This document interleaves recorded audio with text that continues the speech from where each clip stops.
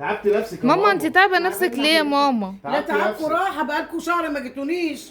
حبيبتي يا ماما، حبيبه تعبكوا راحه قلبي. كله بقى طب تعالي اقعدي ما تتعبيش نفسك. لا هجيب بس حاجه. ايه دي يا خالي؟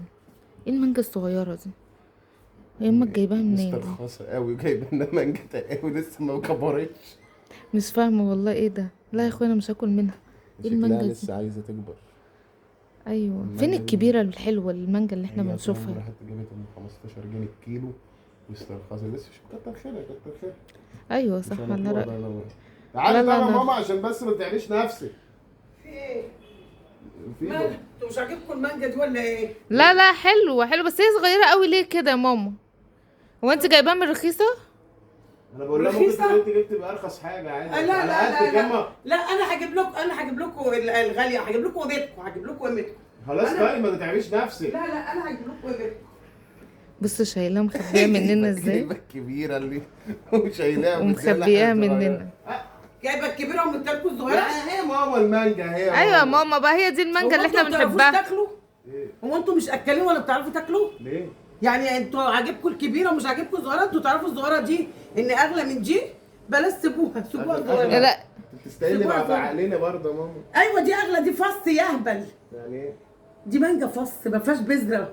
انتوا حر، خدوا الكبيره بس ما تمدوش ايدكم على الصغيره. طالما عملتوا كده ما تمدوش ايدكم على الصغيره. انا هاكل وادوقها. لا احنا بنحب الكبيره وما بنحبش الصغيره.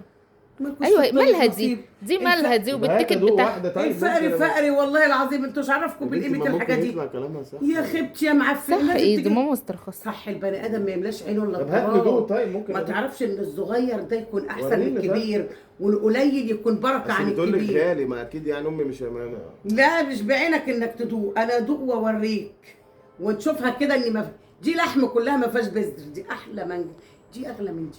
والله. انت ليه بتشوف يعني دي الطيب بكام؟ ب 100 جنيه.